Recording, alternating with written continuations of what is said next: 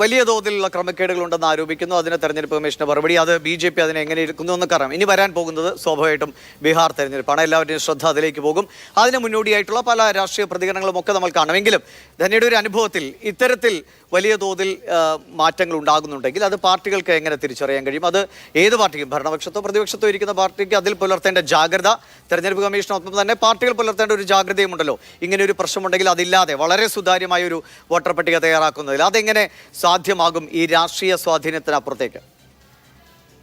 ആദ്യം 2-3 കാര്യങ്ങൾ പറയട്ടെ. ഒന്ന്, ഈ ഫോം 17C ഇപ്പൊ അഡ്വക്കേറ്റ് ശംഖുദാസ് പറഞ്ഞ ഫോം 17C ഇപ്പൊ വിവാദത്തിലാണ്.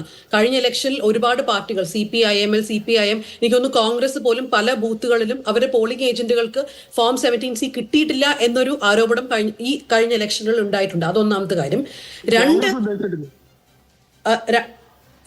രണ്ട്, എനിക്ക് തോന്നുന്നു ഇതൊരു ഓപ്പോസിഷന്റെ ഒരു പരാജയം തന്നെയാണ്. അതായത് ഇപ്പൊ നമ്മൾ പറയുന്ന ഈ പല കാര്യങ്ങളും ഇലക്ഷൻ എത്രയോ മാസങ്ങൾ മുമ്പ് നടക്കുന്ന കാര്യങ്ങളാണ്. ഇലക്ടോറൽ റോൾ ഡിവിഷൻ ആയാലും അല്ലെങ്കിൽ ഡിലീഷൻ ഓഫ് വോട്ടേഴ്സ്, അഡിഷൻ ഒക്കെ ആയാലും. പക്ഷെ പലപ്പോഴും ഇവർക്ക് അത് കണ്ടുപിടിക്കാൻ പറ്റുന്നില്ല, ഇവർക്ക് അതിനെക്കുറിച്ച് സംസാരിക്കാനും പറ്റുന്നില്ല.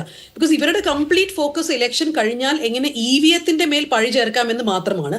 അതുകൊണ്ട് തന്നെ ഇത് ഓപ്പോസിഷന്റെ ഫെയിലിയർ തന്നെയാണ്. ഇപ്പൊ ഞാൻ ആലോചിക്കുകയാണ്, മഹാരാഷ്ട്ര ഇലക്ഷന് മുൻപ് കോൺഗ്രസ് ഇത് പറഞ്ഞിരുന്നു. എനിക്ക് അങ്ങനെ ഒരു ഓർമ്മയില്ല. മഹാരാഷ്ട്ര ഇലക്ഷൻ കഴിഞ്ഞ ഉടനെ ഉദ്ധവ് താക്കറെയുടെ ശിവസേനയും കോൺഗ്രസും ഈ ആരോപണം മുന്നോട്ട് വെച്ചിട്ടുണ്ട്. പക്ഷെ അതിന് മുൻപ് അവർ കൃത്യമായിട്ട് ഈ ആരോപണം മുൻപോട്ട് വെച്ചിട്ടില്ല. ഇനി മൂന്നാമത്തെ ഒരു കാര്യം, ഈ പ്രൊവിഷണൽ വോട്ടിംഗ്, അതായത് 7-8% വൈകുന്നേരം വരുന്ന പ്രൊവിഷണൽ വോട്ടിങ്ങും അടുത്ത ദിവസം വരുന്ന ടോട്ടൽ വോട്ടിംഗ് തമ്മിൽ വ്യത്യാസമുണ്ട് എന്നൊരു ആരോപണം. അത് ശരിയാണ് എന്ന് എനിക്ക് ഇതുവരെയ്ക്കും പ്രൂവ് ചെയ്യാൻ പറ്റിയിട്ടില്ല. ഈ ആരോപണങ്ങൾ വന്നപ്പോൾ ഞങ്ങൾ ഒരുപാട് പ്രാവശ്യം പഴയ ഇലക്ഷൻ റിസൾട്ട്സ് മുതൽ അന്നത്തെ പ്രൊവിഷണൽ വോട്ടിംഗ് എന്തായിരുന്നു, അടുത്ത ദിവസം വരുന്ന വോട്ടിംഗ് പട്ടിക എത്രയാണ്, പല ഇലക്ഷനുകളിലും പണ്ടും 5% മുതൽ 7% വരെ വ്യത്യാസം നമ്മൾ കണ്ടുപിടിച്ചിട്ടുണ്ട്. അതുകൊണ്ട് ആ അലിഗേഷൻ ശരിയാണ് എന്ന് എനിക്ക് അറ്റ്ലീസ്റ്റ് ജേർണലിസ്റ്റിക്കലി ഉറപ്പില്ല. പിന്നെ മറ്റൊരു കാര്യം, ഞാൻ കർണാടക ഇലക്ഷനെ കുറിച്ച് പറഞ്ഞപ്പോൾ അഡ്വക്കേറ്റ് ശംഖുദാസ് പറഞ്ഞു അവിടെ കോൺഗ്രസ് ആണല്ലോ ജയിച്ചത്. അത് ശരി തന്നെയാണ്. പക്ഷെ ഞാൻ പറഞ്ഞ കാര്യങ്ങൾ കർണാടക ഇലക്ഷന് 1 വർഷം മുമ്പ് നടന്ന കാര്യങ്ങളാണ്. അതായത് ആ ഇലക്ഷന്റെ മുന്നോടിയായി നടന്ന കാര്യങ്ങളാണ്. പലപ്പോഴും നമ്മൾ എപ്പോഴും ഇങ്ങനെ അസേർട്ട് ചെയ്ത് പറയരുത് ഇലക്ഷൻ എല്ലാം കൃത്യമായി നടക്കുകയാണ് ഇന്ത്യയിൽ, അല്ലെങ്കിൽ എല്ലാ റൂൾസ് പ്രകാരമാണ് ഇലക്ഷൻ നടക്കുന്നത്. ഫോർ എക്സാമ്പിൾ, ഒരു SOP ഉണ്ട്, ഒരു സ്റ്റാൻഡേർഡ് ഓപ്പറേറ്റിംഗ് പ്രൊസീജിയർ ഉണ്ട്.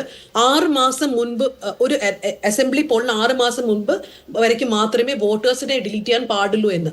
അങ്ങനെ ഒരു SOP ഉണ്ടായിട്ട് പോലും പല അസംബ്ലി ഇലക്ഷൻസിലും നമ്മൾ കണ്ടുകൊണ്ട് വരുന്നത് 1 മാസം മുമ്പ് വരയ്ക്കും ഇലക്ടോറൽ റോളിൽ നിന്ന് ആൾക്കാരെ ഡിലീറ്റ് ചെയ്യുന്ന ഒരു പ്രവണതയാണ്. ഇതെല്ലാം തന്നെ കോൾ ഔട്ട് ചെയ്യുമ്പോൾ ഇലക്ഷൻ കമ്മീഷൻ ഒരു കൃത്യമായ ഒരു മറുപടിയേ ഇല്ല. ഒരു വലിയ ഒരു ഇലക്ഷൻ ഒരു സ്കാം നടക്കുന്നുണ്ട്, അല്ലെങ്കിൽ വലിയ രീതിയിൽ ഇലക്ടോറൽ റോൾസിനെയൊക്കെ മാറ്റുന്നുണ്ട് എന്ന് നമുക്ക് പറയാൻ പറ്റില്ല. അതിനുള്ള പ്രൂഫ് നമുക്കില്ല. പക്ഷെ ഇത്രയും കാലമായി ചെയ്ത ജേർണലിസ്റ്റിക് എക്സസൈസ് നമുക്ക് കൃത്യമായി പറയാൻ പറ്റാവുന്ന കാര്യം, പല കോൺസ്റ്റിറ്റ്യുവൻസികളിലും പ്രശ്നമുണ്ട്. ഫോർ എക്സാമ്പിൾ, ഞാൻ ഉടനെ പറഞ്ഞു തീർക്കാം. മീററ്റ് എന്ന കോൺസ്റ്റിറ്റ്യുവൻസിയിൽ സുമേധ മിത്തൽ എന്നൊരു ജേർണലിസ്റ്റ് പോയപ്പോൾ അവിടെ ഞാൻ അത് അതായത് മീററ്റ് എന്ന കോൺസ്റ്റിറ്റ്യുവൻസിയിൽ ഓൾമോസ്റ്റ് 61,000 വോട്ടേഴ്സ് ഡിലീറ്റ് ചെയ്യും, 1,00,000 വോട്ടേഴ്സ് ആഡ് ചെയ്യും ആ കോൺസ്റ്റിറ്റ്യുവൻസിയിൽ.